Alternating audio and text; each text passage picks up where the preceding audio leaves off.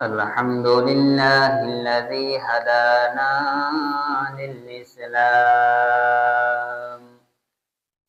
الذي نزل القرآن هدى للناس وبينات من الهدى والفرقان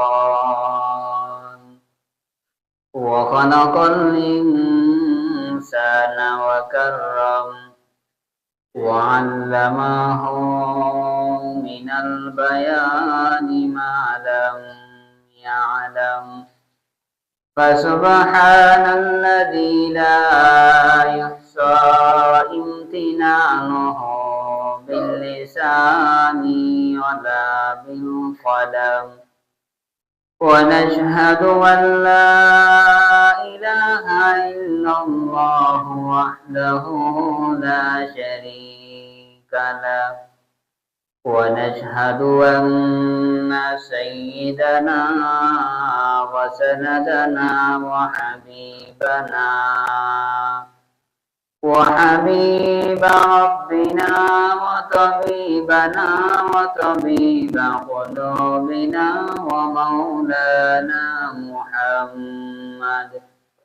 ومولانا محمدا عبده ورسوله أرسله بالحق بشيرا ونذيرا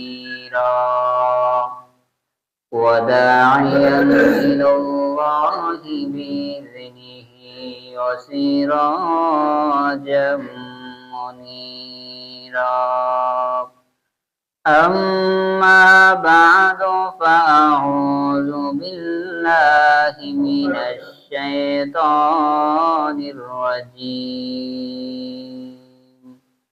بسم الله الرحمن الرحيم حاميم الكتاب المبين إنا أنزلناه في ليلة مباركة إنا كنا منذرين فيها يفرق كل أمر حكيم وقال رسول الله صلى الله عليه وآله وسلم اللهم بارك لنا في رجب وشعبان وبلغنا رمضان أو كما قال النبي عليه الصلاة والسلام মহান আল্লাহ পাক রব্বুল আলামিনের দরবারে লাখো কোটি শুকর যে মহান রব্বুল আলামিন আমাদেরকে দুনিয়াবি বিভিন্ন কর্ম ব্যস্ততা থেকে অবসর করে শাবান মাসের শুক্রবার দিনে আমাদেরকে আল্লাহর ঘরে আসার মতো বসার মতো সুযোগ দান করেছেন। এই নিয়ামতের শুকর আদায়ার্থে আমরা অন্তর থেকে খুশি হয়ে বলি আলহামদুলিল্লাহ। আজকে দিবাগত যে রাতটা আসতেছে সেই রাতটা অত্যন্ত ফজিলতের রাত, ঠিক কিনা? আল্লাহর রাসূল শাবান মাস আসার আগে যখন রজব মাস আসতো তখন রজব মাস থেকে আল্লাহর রাসূল দোয়া করতেন আল্লাহুম্মা বারিক লানা ফি রজব ওয়া শাবান ওয়া বাল্লিগনা রমাদান। হে আল্লাহ, আপনি রজব মাসে আমাদেরকে বরকত দান করেন এবং শাবান মাসে আমাদেরকে বরকত দান করেন এবং আমার হায়াতটাকে বাড়াইয়া দিয়ে রমজান পর্যন্ত পৌঁছায় দেন। বলেন সুবহানাল্লাহ। যে রমজান পর্যন্ত পৌঁছায় দিলে কি লাভ? আল্লাহর রাসূল জানতেন যে রমজান মাস পাইলে আমল আল্লাহ পাক রব্বুল আলামিন আমলের বিনিময়ে সওয়াব বাড়ায় দেন। বলেন সুবহানাল্লাহ। এই যে অন্যান্য মাসের মধ্যে আপনি ইবাদত করলে, কোরআন তেলাওয়াত করলে এক হরফের বিনিময়ে আল্লাহ পাক রব্বুল আলামিন 10 নেকি দান করেন, আর রমজান মাসের মধ্যে এক হরফ তেলাওয়াত করিলে আল্লাহ পাক রব্বুল আলামিন 70 হরফের সওয়াব আমলনামার মধ্যে দান করেন, বলেন সুবহানাল্লাহ। অন্যান্য মাসের মধ্যে ফরজ নামাজ আদায় করলে যে পরিমাণ সওয়াব, রমজান মাসে নফল ইবাদত করলে সেই পরিমাণ সওয়াব, বলেন সুবহানাল্লাহ। এই কারণে আল্লাহ রাসূল রমজান মাস পাওয়ার জন্য আল্লাহ তাআলার কাছে দোয়া করতেন যে রমজান মাস পাইলে অল্প সময়ের ভিতরে, রমজান মাসের ভিতরে অল্প অল্প আমলকে আল্লাহ পাক রব্বুল আলামিন সবকে গুণান্বিত করে বাড়ায় দিবেন, বলেন সুবহানাল্লাহ। তাই আমরা বেশি বেশি, রজব মাস চলে গেছে, এখন চলতেছে শাবান মাস, এই শাবান মাসে বেশি বেশি আমরা দোয়াটা পাঠ করব, আল্লাহুম্মা বারিক লানা ফি রজব ওয়া শাবান ওয়া বাল্লিগনা রমাদান। যে আপনি রজব মাসে আমাদেরকে বরকত দান করুন। তাহলে রজব মাস তো আমাদের চলে গেছে, এখন চলতেছে কি শাবান মাস। তাহলে রজব মাসে আমাদেরকে বরকত দান করুন। এখন যে রজব চলে গেছে, তাহলে কোন রজবে আমাদেরকে বরকত দান করবেন? আল্লাহ পাক রব্বুল আলামিন এই দুয়ার খাতিরে সামনের বছরের যে রজব মাস আসতেছে, সেই রজব মাসে আমাদেরকে বরকত দান করবেন, বলেন সুবহানাল্লাহ। এই হাদিস দ্বারা, এই দুয়ার মাধ্যমে প্রমাণিত হয় যে মানুষের হায়াত অল্প হলেও আল্লাহ পাক রব্বুল আলামিনের কাছে দোয়ার মাধ্যমে হায়াত বাড়ানো যায়। যে এই দোয়াটা পাঠ করলে, তেলাওয়াত করলে আল্লাহ পাক রব্বুল আলামিন হায়াত বাড়ায় দেন, বলুন সুবহানাল্লাহ। এখন চলতেছে শাবান মাস। এই শাবান মাসে একটা রাত রয়েছে। পৃথিবীতে অনেক স্থান রয়েছে, যে স্থানগুলো অন্যান্য কিছু কিছু স্থানের চেয়ে কম দামি। আবার কিছু কিছু জায়গা আছে অন্যান্য জায়গা থেকে অতি দামি। যেমন দুনিয়ার মধ্যে সব জায়গা আল্লাহর দরবারে দামি না। দামি কোন জায়গা? মসজিদ, মাদ্রাসা, ঠিক কিনা? আল্লাহ পাক রব্বুল আলামিনের কাছে সমস্ত মানুষ দামি না। আল্লাহ পাক রব্বুল আলামিনের কাছে কিছু কিছু মানুষ অত্যন্ত দামি। ঠিক তেমনি ভাবে রব্বে কারিমের দরবারে সব রাত দামি না, কিছু কিছু রাত দামি। যেমন আজকে আসতেছে কি লাইলাতুল বরাতের রাত, যে রাতটাকে আমরা শবে বরাত নামে চিনি। এই রাতকে হাদিসের মধ্যে বলা হয়েছে লাইলাতুন নিসফি মিন শাবান, অর্থাৎ শাবানের অর্ধ রজনী। আল্লাহর নবীর সাহাবায়ে কেরামগণ আল্লাহর নবীর কাছে এসে বলে, ইয়া রাসূলুল্লাহ, অন্যান্য নবীর উম্মতেরা 1000 1500 বছর হায়াত পাইতো। তাদের 1000 1500 বছর হায়াতের ভিতরে দিনের বেলায় তারা জিহাদ করত, রাত্রি বেলায় ইবাদত করত, তাদের ইবাদত অনেক বেশি। কিন্তু আমাদের আখিরি নবীর উম্মতদের হায়াত কম, কম হায়াতের ভিতরে ইবাদত কম, ঠিক না? এ পয়গম্বর, আমাদের হায়াত অল্প। হাসরের ময়দানে অন্যান্য নবীর উম্মতেরা লম্বা হায়াত পাওয়ার কারণে বেশি বেশি ইবাদত নিয়ে হাসরের ময়দানে উপস্থিত হইবেন। সেদিন আমরা অল্প ইবাদত লইয়া কিভাবে উপস্থিত হইব? এবার আখির নবী রাহমাতুল লিল আলামিন মনটা ছোট করে ফেললেন। আল্লাহ পাক রব্বুল আলামিন জিবরাইল আমিনকে পাঠায় দিলেন, হে জিবরাইল, গিয়া জিজ্ঞাসা করো আমার হাবিবের মনটা কেন খারাপ, বলেন সুবহানাল্লাহ। এবার জিবরাইল আমিন এসে হাজির। ইয়া রাসূলুল্লাহ, ইয়া হাবিবাল্লাহ, ও আল্লাহর নবী, আপনার মনটা কি জন্য খারাপ? তখন আল্লাহর রাসূল বলে, হে জিবরাইল, আমার মনটা এই জন্য খারাপ, আমার উম্মতের হায়াত কম, কম হায়াতের ভিতরে ইবাদত কম। এবার জিবরাইল আমিন আল্লাহ পাক রব্বুল আলামিনের কাছে গিয়া জানান, হে আল্লাহ, আপনার হাবিব, আপনার বন্ধু এই জন্য মন খারাপ করেছেন।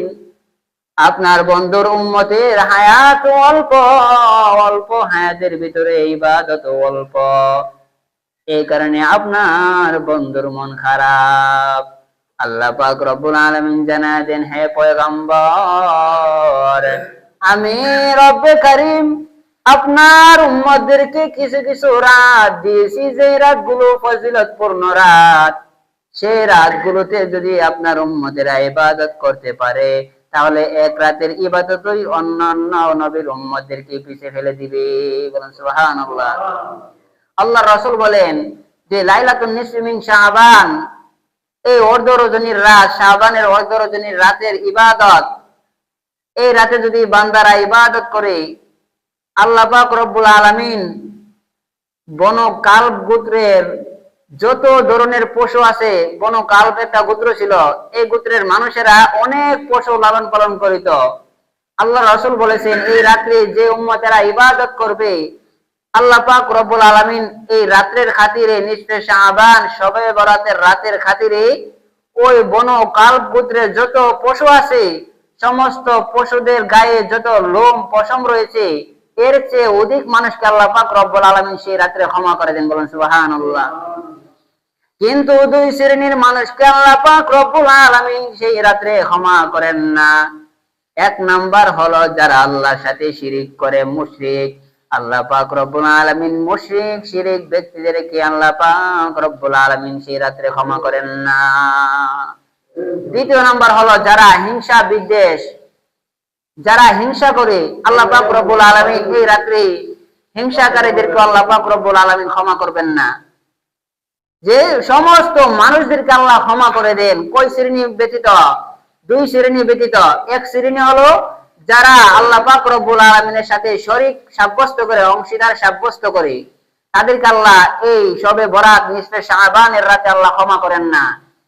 আল্লাহ পাক রব্বুল আলামিন সমস্ত মানুষদের সমস্ত গুনাহ আল্লাহ ক্ষমা করে দিবেন, কিন্তু যারা আল্লাহ পাক রব্বুল আলামিনের সাথে শিরিক করে, আল্লাহ পাক রব্বুল আলামিন শিরকের গুনাহ আল্লাহ মাফ করেন না তওবা ছাড়া।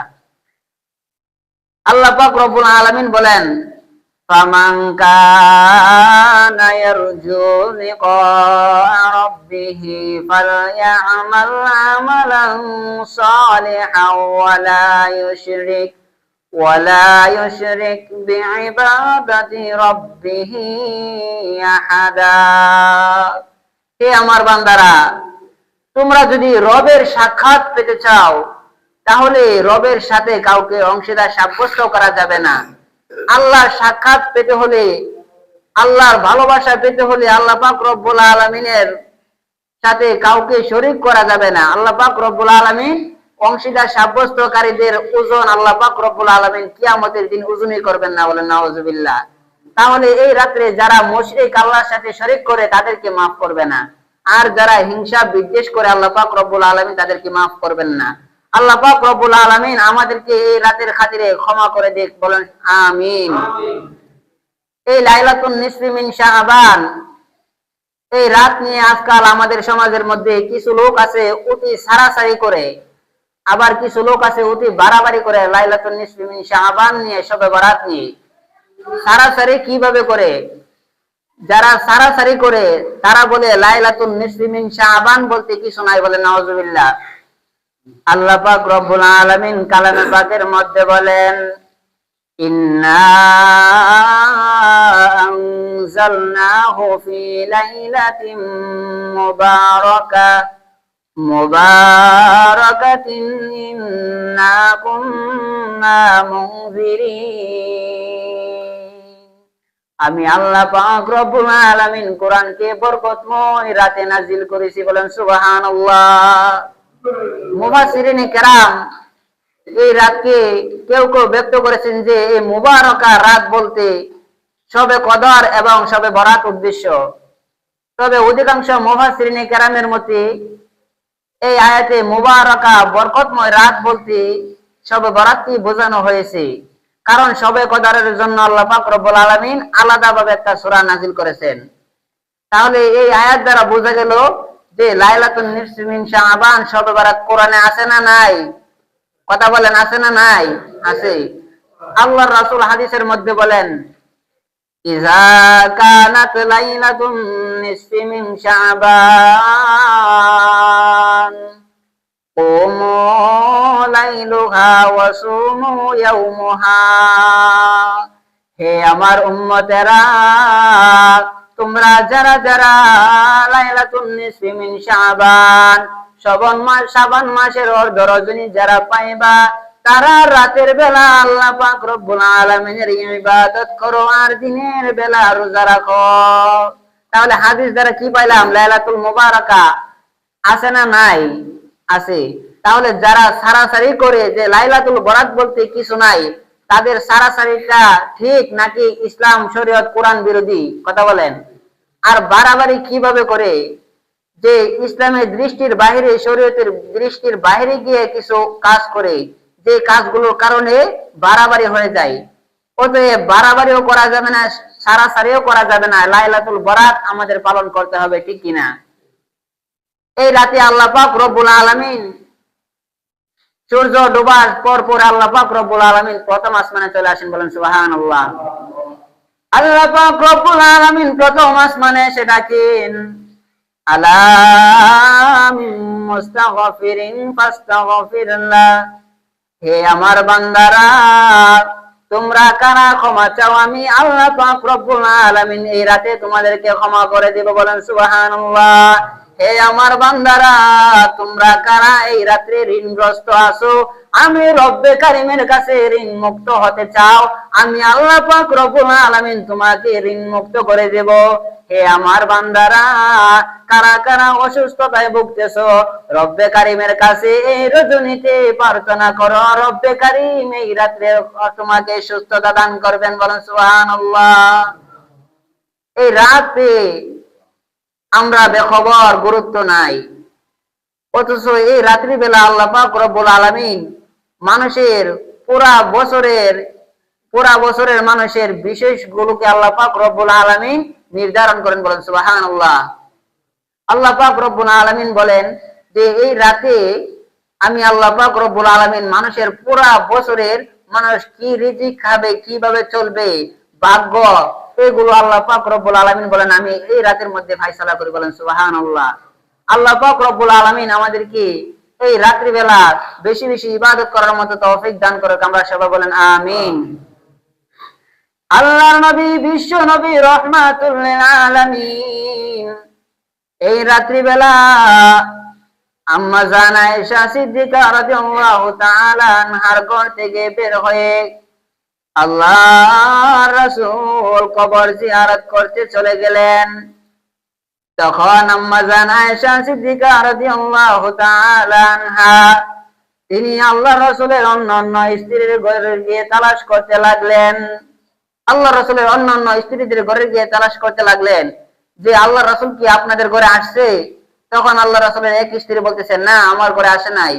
তখন আয়েশা সিদ্দিকা আরেক ঘরের মধ্যে গেলেন। তখন সেই ঘরের মধ্যে গিয়ে জিজ্ঞাসা করতেছে যে আল্লাহ রাসূল কি আপনার ঘরে আসছেন?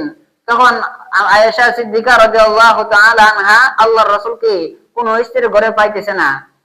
তখন আয়েশা সিদ্দিকা রাদিয়াল্লাহু তাআলা আনহা তিনি হেঁটে হেঁটে কবরস্থানের পাশে গিয়ে দেখেন আল্লাহর রাসূল সেখানে গুনগুন করে কান্না করতেছেন, বলেন সুবহানাল্লাহ। আয়েশা সিদ্দিকা রাদিয়াল্লাহু তাআলা আনহা ডাক দিয়া বলতেছি, হে পয়গম্বর, আপনি আমার কোনো কাজের কারণে, আমার কোনো ব্যবহারের কারণে, কোনো চলাফেরার কারণে আপনি কষ্ট পেয়ে আমার ঘর ছেড়ে এখানে চলে এসে কান্না করতেছেন নাকি? হে পয়গম্বর, আমার যদি কোনো অপরাধ হয়ে থাকে আমাকে ক্ষমা করে দেন। তখন আল্লাহর রাসূল ডাক দিয়া বলতেছেন, হে আয়েশা, তুমি কি বুঝবা আমার মনের বেদনা? আমি আজকে এই কবরস্থানের পাশে এসে জন্য কান্না করতেছি। আজকে এই রাতটা আমি জানি যে আজকের রাতটা কত ফজিলতপূর্ণ রাত। আজকের রাতে আল্লাহ পাক রব্বুল আলামিন হিংসাকারী এবং মুশরিক সারা সমস্ত মানুষদেরকে আল্লাহ তাআলা ক্ষমা করে দেন, বলেন সুবহানাল্লাহ। হে আয়েশা, তুমি হইলা আমার সুখের দিনের স্ত্রী, আর আমার দুঃখের দিনের স্ত্রী হলো খাদিজা রাদিয়াল্লাহু তাআলা আনহা। যখন আমি দিনের বেলায় বাহিরে মানুষদেরকে দিনের দাওয়াত দিতাম, তখন মক্কার বেঈমানরা আমার উপরে অত্যাচার করত, জুলুম করত। আমি শিয়াবে আবু তালিবের মধ্যে 3 বছর বন্দী ছিলাম। সেখানে আমার খাবারের মতো কিছু ছিল না। সেখানে আমি 3 বছর যাবৎ গাছের পাতা ছিঁড়ে ছিঁড়ে খেয়েছি, বলেন সুবহানাল্লাহ। সেই কষ্টের দিনে শিয়াবে আবু তালিবের মধ্যে আমি বন্দী থাকা অবস্থায় আমার স্ত্রী, বৃদ্ধ স্ত্রী খাদিজাতুল কুবরা রাদিয়াল্লাহু তাআলা আনহা সেখানে আমার সাক্ষাৎ করে আমাকে খানা পৌঁছাইতো। হে আয়েশা, আমি আজকে এসে খাদিজাকে হারায়া আমি কান্না করতেছি। বলেন সুবহানাল্লাহ। তাহলে এই রাতের ইবাদত কি? যে কবর জিয়ারত করা এই রাতের ইবাদত। নামাজ পড়া ইবাদত, জিকির করবেন ইবাদত, কবর জিয়ারত করবেন, সব এই রাতের ইবাদত। বলেন সুবহানাল্লাহ। তবে কত রাকাত পড়বেন এইগুলো হাদিসের মধ্যে নির্ধারণ নাই। আপনার যার যত মনে চাই ততই ইবাদত করেন। এখানে এসে আমরা অনেকে বাড়াবাড়ি করি যে এত রাকাত পড়তেই হবে, এরকম নির্ধারণ করা, নিজের ব্যক্তিগত নির্ধারণ করা ঠিক না। আবার পড়া লাগবে না এরকম বলাও ঠিক না যে পড়া লাগবে না, কারণ এটা নফল নামাজ, পড়লে সব আছে, না পড়লে গুনাহ নাই। অতএব অন্যকে এই সন্ধান দিবেন না যে পড়ার দরকার নাই। যারা পড়ে পড়ুক, ঠিক কিনা? পড়লে গুনাহ হবে না, সব হবে। নফল নামাজ যদি বলেন যে না নফল না পড়লে গুনাহ নাই বলে যদি ছেড়ে দেন, তাহলে পড়লে যে সবটা হয়তো এই সবটা আমল নামায় যোগ হবে। অতএব আমরা এটাকে আবশ্যক বলে আমরা পড়বো না, আমরা পড়বো কি হিসেবে? আল্লাহ রাসূল এই রাতে ইবাদত করেছেন, আর নফল ইবাদত করলে আল্লাহ পাক রব্বুল আলামিন, নফল ইবাদতের বিনিময়ে আল্লাহ পাক রব্বুল আলামিন আমাদেরকে সওয়াব দান করবেন। অতএব এই হিসেবে আমরা পড়বো। আল্লাহ পাক রব্বুল আলামিন আমাদের সকলকে তৌফিক দান করুক। আমরা সবাই বলেন আমিন। তাহলে দিনের বেলা রোজা রাখা, এটাও হাদিসের মধ্যে এসেছে, কুমু লাইলুহা ওয়া সুমু ইয়াউমুহা। হে আমার উম্মতেরা, রাতের বেলা তোমরা দাঁড়ায়া ইবাদত বন্দেগী করো, রাত্রি জাগরণ করো, আর দিনের বেলা তোমরা রোজা রাখো। বলেন সুবহানাল্লাহ। তাহলে দিনের বেলা রোজা রাখার কথা আল্লাহ রাসূল আমাদেরকে বলেছেন। তাহলে আমরা যারা পারি, সামর্থ্য আছে, সুযোগ আছে, সুস্থ আছে, আমরা সবাই এই রাত্রে রোজা রাখবো। যে আল্লাহ রাসূল প্রতি মাসের মধ্যে 13তম তারিখ, আরবি 13তম তারিখ, 14 তারিখ, 15 তারিখ, 3 তারিখে আল্লাহ রাসূল প্রতি মাসে মাসে রোজা রাখতেন। বলেন সুবহানাল্লাহ। আল্লাহর রাসূল বিশ্ব নবী রাহমাতুল লিল আলামিন রজব মাস আসার পর থেকে ইবাদতের গতি বাড়ায়া দিতেন, শাবান মাস আসলে আরো বাড়ায়া দিতেন। আল্লাহর রাসূল বলেন, আশ-শাবানু শাহরি ওয়া শাহরুল্লাহি রমাদান। হে আমার উম্মতেরা, তোমরা জেনে রাখো, শাবান মাস হলো আমার মাস, আর রমজান মাস হলো আমার আল্লাহর মাস। বলেন সুবহানাল্লাহ। তাহলে আমরা জানি যে পুরা 12 মাসই আল্লাহর মাস। তাহলে আল্লাহর রাসূল কি জন্য বললেন যে শাবান আমার মাস আর রমজান কার মাস? আল্লাহর মাস। আল্লাহ রাসূল এই জন্য বলেছেন যে এই রাতটাকে, যে শাবানের মধ্যে একটা রাত রয়েছে, লাইলাতুন নিসফি মিন শাবান, শাবানের 15তম রাত। এই রাতে আল্লাহ পাক রব্বুল আলামিন সমস্ত মানুষদেরকে ক্ষমার ঘোষণা করেছেন। বলেন সুবহানাল্লাহ। যে এই রাতটা আল্লাহ পাক রব্বুল আলামিন আখিরি নবীর উম্মতদেরকে অল্প হায়াত পেয়েছে, অল্প হায়াতের মধ্যে ইবাদত অল্প যেন না থাকে, এই কারণে ইবাদত বাড়ানোর জন্য আল্লাহ রাসূলের উম্মতদেরকে আল্লাহ তাআলা এই রাতটা দিয়েছেন। অতএব এই রাতটা যেহেতু শাবান মাসের 15তম তারিখের রাত, আল্লাহ যেহেতু তার বন্ধুকে উপহার দিয়েছেন, গিফট দিয়েছেন, এই জন্য আল্লাহ রাসূল বলেছেন এই মাসটা হলো আমার মাস। বলেন সুবহানাল্লাহ। ওয়া শাহরুল্লাহি রমাদান, আর রমজান মাসটা হলো আল্লাহ তাআলার মাস। বলেন সুবহানাল্লাহ। তাই আল্লাহ পাক রব্বুল আলামিন আমাদের সকলকে এই রাতে বেশি বেশি ইবাদত করার মতো তৌফিক দান করো। আমরা সবাই বলেন আমিন। আল্লাহ পাক রব্বুল আলামিন আমাদেরকে এই রাতে ক্ষমা করে দেখ। আমরা সবাই বলেন আমিন। এই রাতে আমরা বেশি বেশি আল্লাহ পাক রব্বুল আলামিনের কাছে ক্ষমা প্রার্থনা করব।